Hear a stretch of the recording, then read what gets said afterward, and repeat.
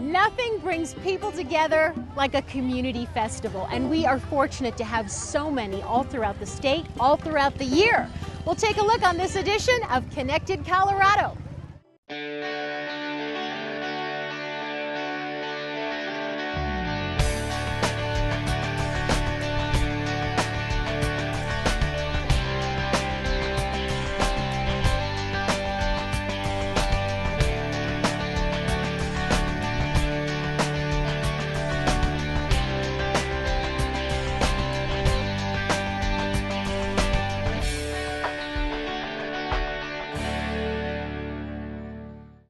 Hi, I'm Wendy Brockman. I'm here at the Harvest Fest in Thornton, where we'll be visiting a fishing derby for kids, a skate park competition, and a salsa competition. All that's coming up, but first up, let's take a look at another fun and unique event in one of our communities. It's the Carnation Festival in Wheat Ridge. Hey, welcome to the Wheat Ridge Carnation Festival.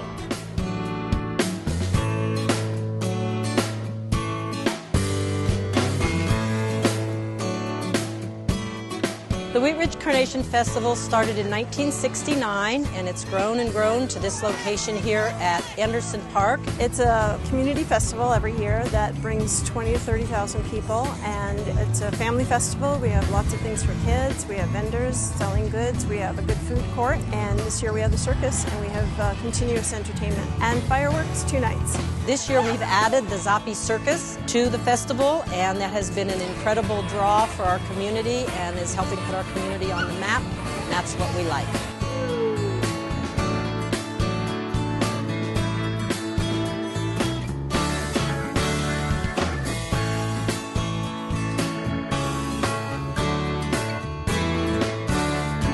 Oh, I think it's terrific for the community because it draws people from all around the area to see what we have here. It's our big event for the whole year. It's when Wheat Ridge shines. It's showcasing our ability to have fun and provide fun, free entertainment and fun for people in the community. We all seem to have a place to congregate, to see our old friends, to see the young families that are starting to move to Wheat Ridge. The festival itself is a huge community gathering. Welcome to the festival. Do you like chili? We have a chili cook-off going over here. We've got 16 entrants that have cooked up their best chili.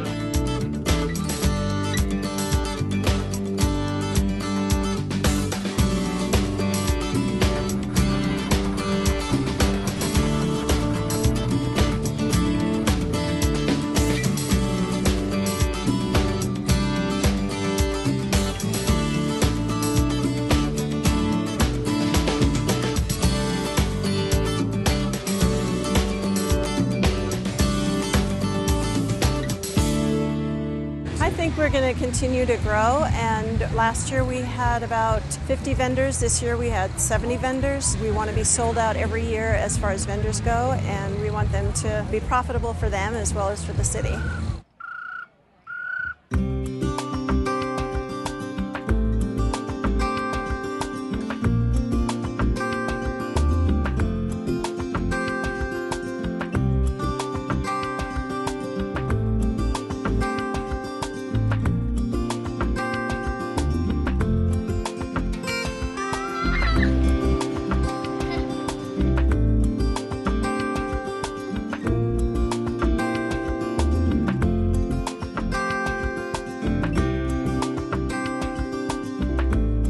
Every year people come, it's their thing to do on the weekend before school starts, and so you can be with your friends, your neighbors, you can come watch the fireworks together, and it's just a really nice feel to be here in the community with your friends.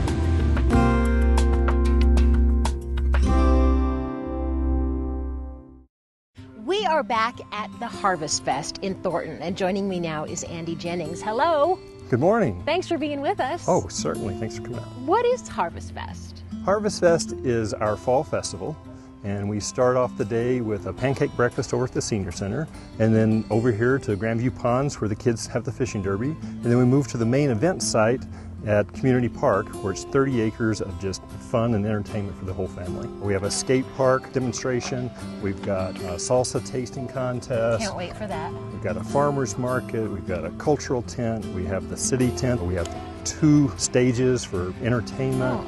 We've got a variety of vendors, from crafters to businesses to service organizations. We've got a food court, a beer garden, a kid zone with lots of inflatable toys and rides for the kids. Just fun for the whole family. How long have you guys been doing this? This is our 15th annual Harvest Fest. All right, and so what is the purpose of Harvest Fest? Well, it's just to help celebrate the community and bring the community together and just provide a good sense of community.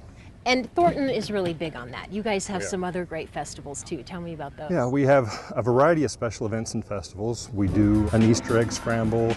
We have concerts in the park series. We do Lions Club relays. We have Pause for a Dip. It's where we allow the dogs to come swim in the pool at the end of the season. Our festivals are Thornton Fest, 4th of July, Harvest Fest, we have Trunk or Treat, we have Winter Fest. Oh my gosh. So lots going on. So the community really gets to feel a little bit smaller when you have these types of events. So tell us about the fishing derby here. Well, it's held here at Grandview Ponds. We have 2 ponds where the kids come in and fish. Kids from the age, I think, of 4 to 12. Okay. So we have different categories set up. Kids get prizes for the largest fish, the smallest fish, the best dressed fisherman. So we got a variety of prizes they give them over there. We also have a casting contest for the kids, so they can work on their distance and accuracy. What kind of prizes? The prizes are fishing poles, tackle boxes, things of that nature. That's good stuff. Yeah. All right, so what kind of fish do you have here? What can you catch? We have, we stock it with trout for this event, but we also have some bass and some bluegill, perch, and then the crappie. All right. So it's enough for dinner tonight if you want to grill something. So what do you use for bait? What's the key? What's the trick? Well, at this facility, there's no special regulations, so you can use worms, power bait, lures, whatever you'd like, whatever you feel comfortable and what works well for you. But most of the kids probably use worms. Maybe a little luck helps too, right? Well, it sounds like an amazing event. You guys are going to have a blast today. The fishing derby looks amazing, and so thanks so much for being with us, Andy. Sure. I appreciate it. Yeah, thank you. Thanks for coming out. There is no shortage of fabulous festivals in the Colorado mountains, and in one mountain town in particular. Let's see what's happening in Durango. Nestled in the midst of southwest Colorado's San Juan Mountains in the beautiful Animas River Valley, Durango is a thriving Old West town offering locals and visitors alike up to 200 special events per year. Those events range from one-block downtown street parties to week-long celebrations. While festivals and community events are key to any community's well-being, they also help prop up local economies. Festivals in our downtown fill up our shops and our restaurants and remind everyone of all the great things we have to offer. A lot of Durango's festivals and events celebrate the town's great craft brewing industry. Most events also benefit local organizations or nonprofits. For example, the San Juan Brew Fest, featuring over 40 breweries from around the nation, is held in Buckley Park in the heart of downtown and benefits the United Way of Southwest Colorado. Buckley also hosts dozens of smaller events each year.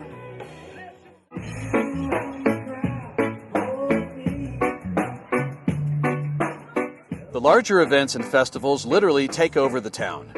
Each May, one of my personal favorites, the Taste of Durango, fills downtown streets with 10,000 people sampling local foods, enjoying entertainment, visiting, and all to benefit Durango's Manna Soup Kitchen.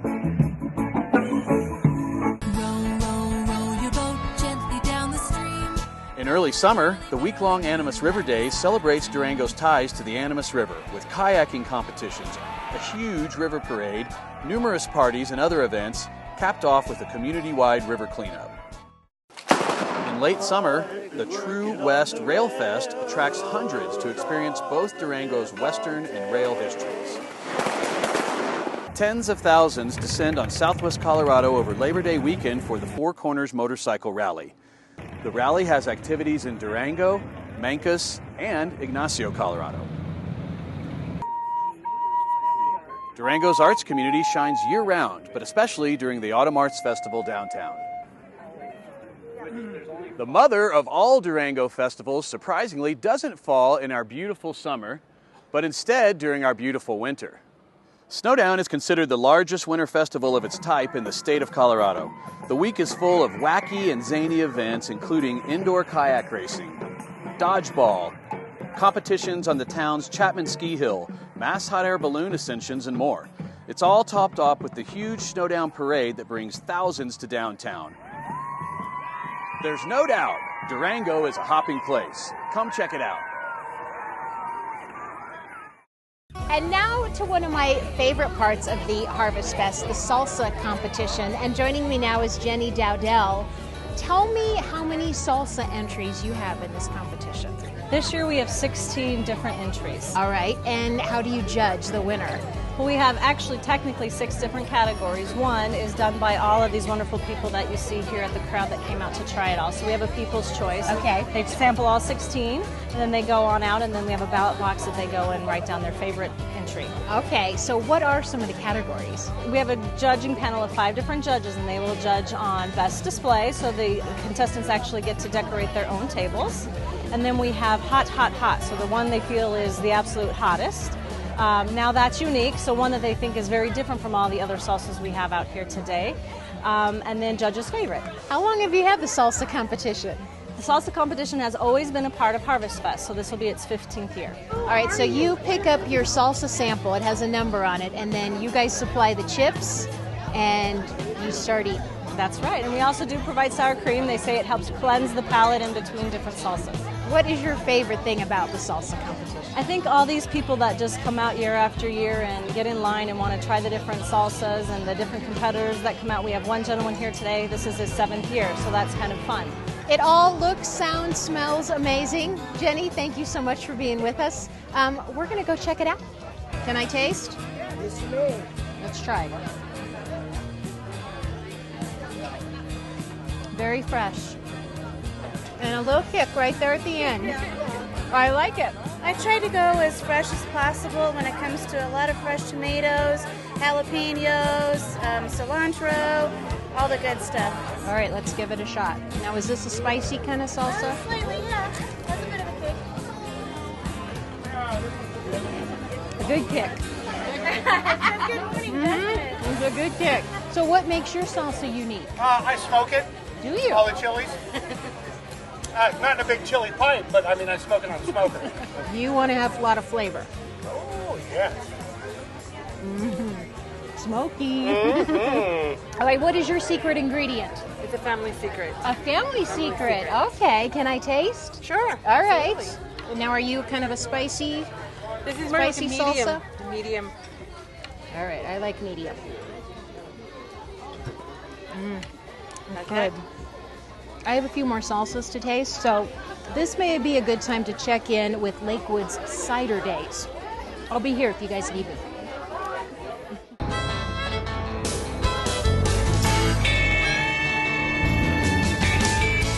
This is the Cider Days Festival in Lakewood, and I think this is the 32nd year. Saw that in the paper, and we're just here to have fun. Old-time tractors and things sitting around. I think they had a tractor pull. They've got old machinery around. They've got historical stuff, which is interesting to look through. We went to the tractor pull and went to some of the shops. I think it's fun just being outside and shopping. I like shopping.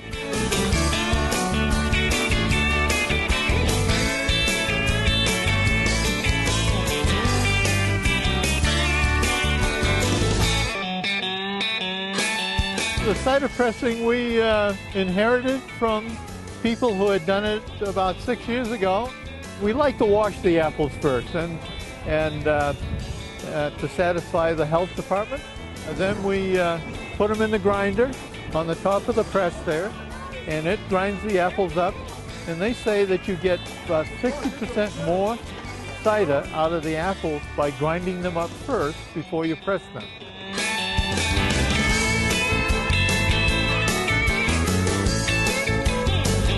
And these old machines are from 1876, and we try to take very good care of them, as you can well imagine.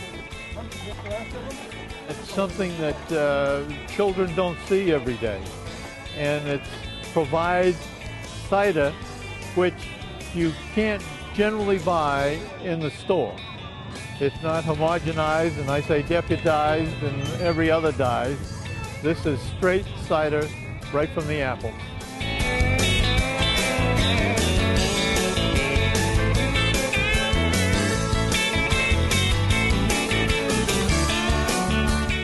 one of my favorite community events. It really is. Oh yeah, absolutely. It's a lot of fun. Nice sunny afternoon. Beautiful. This is the greatest show in Lakewood. This is heritage. This shows the kids what it used to be like. All the tractors out there and the sawmill and things you don't see today.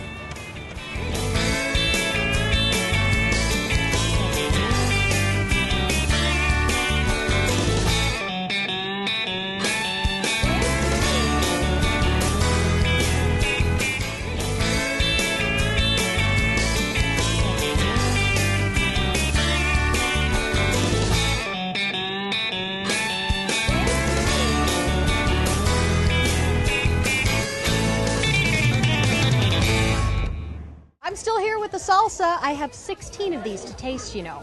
You know, nothing says America like a 4th of July celebration, including those iconic fireworks. But what really goes into a fireworks show? Let's find out from Arvada. One of the largest fireworks displays in the state each year happens right here in Arvada. The 4th of July fireworks. The annual show brings plenty of oohs and ahs, and we went behind the scenes to see how it all comes together.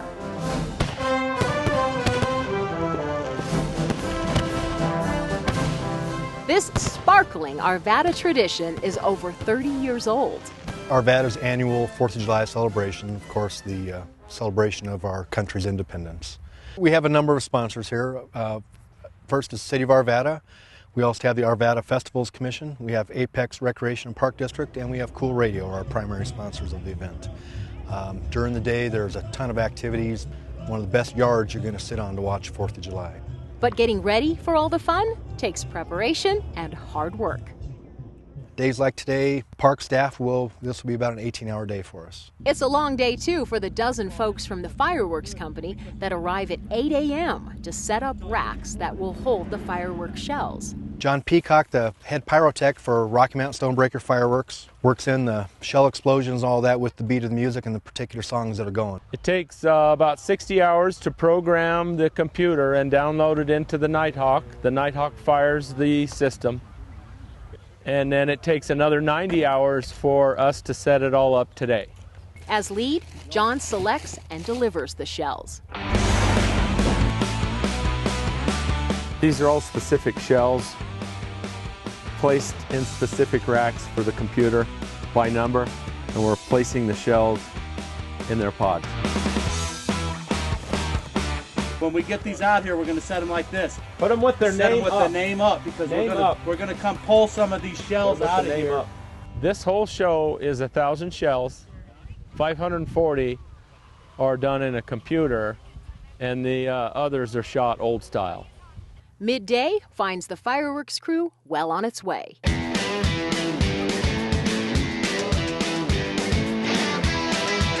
want to drop it in there like that? Cover it. Now bring your wires over like that. So this one can drop, and only pull one igniter at a time. So you can undo this, or you can let it down by the squib. But you got to hear it. Better at this. Yeah, you got to feel it here, hit the bottom. So and you'll hear it, you'll feel it. There'll be wires just everywhere. That's why you got to watch how you wire them so that you're not wiring over the top of another tube, because if this one launches before that one, it'll yank the wire out of them. We have to run all the cable.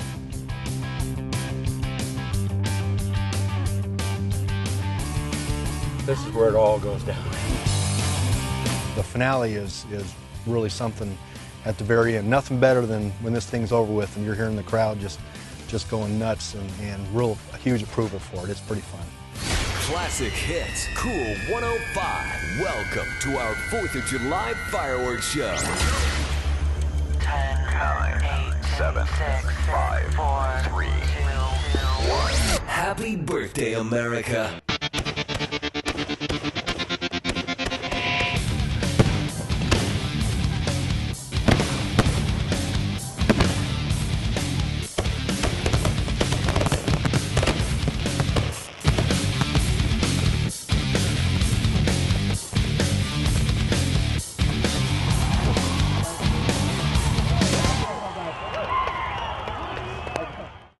From the 4th of July to some great winter festivals, and there are many.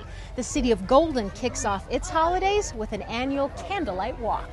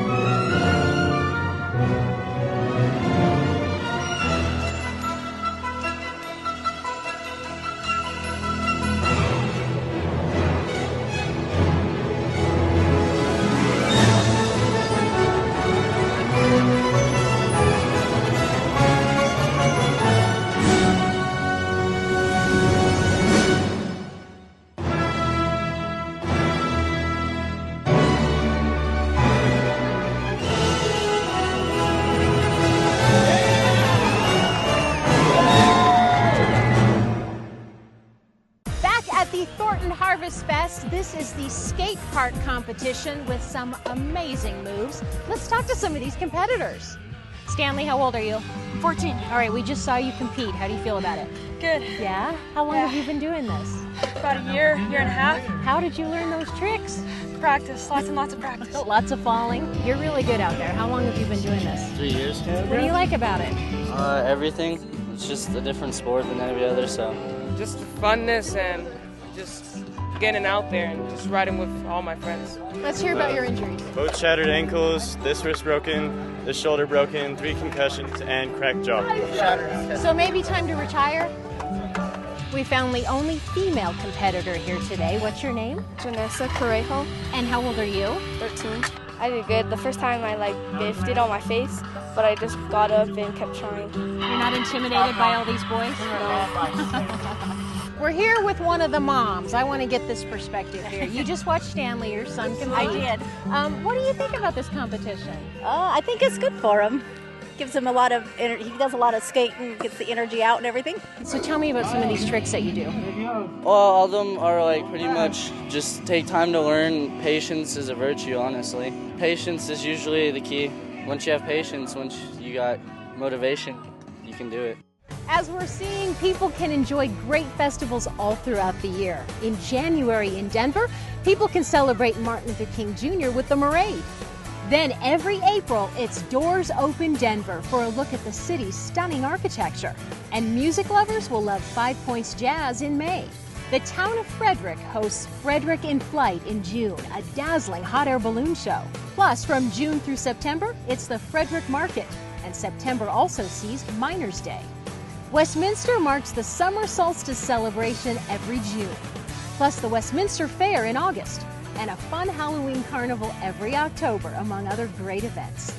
Pumpkins and hay rides mark the Schweiger Ranch Fall Festival in Lone Tree in October. And in Castle Rock in November, it's a great event, the annual Lighting of the Star.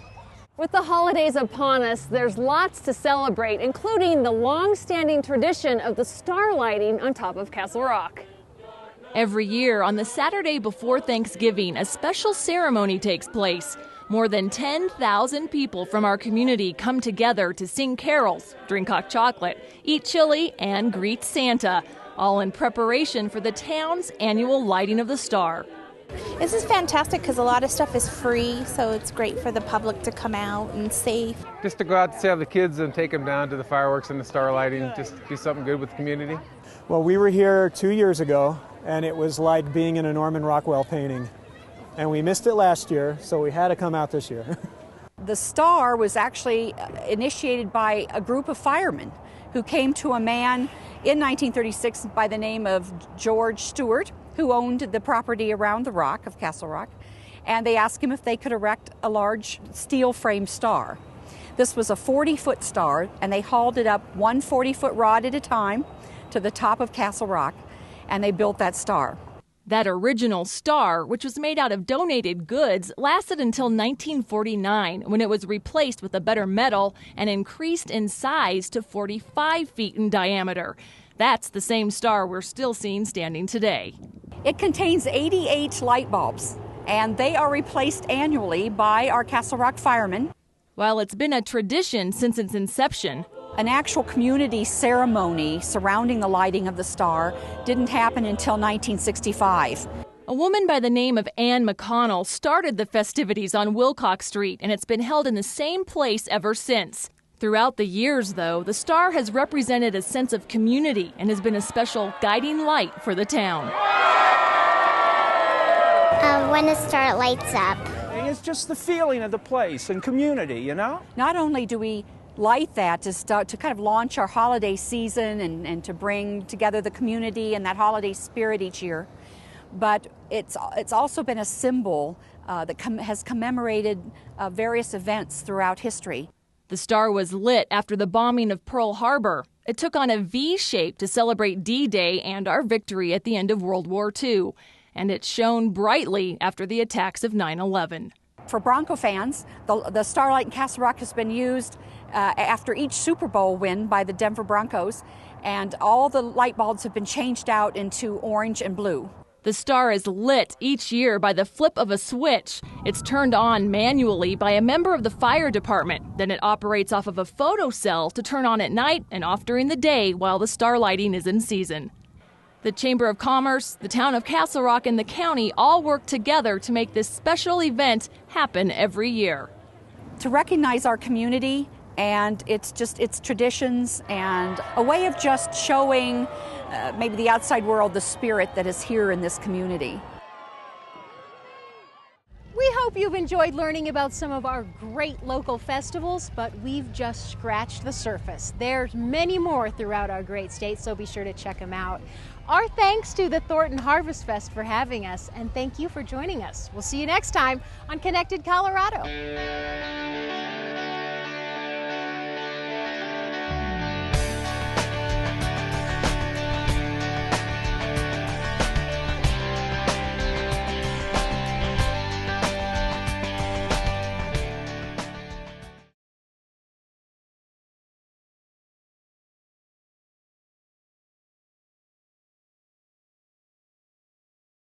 Festivals are a great way to bring people together to celebrate community, and we have some great ones throughout our state, throughout the year. We'll take a look on Connected Colorado, Thursdays at 8.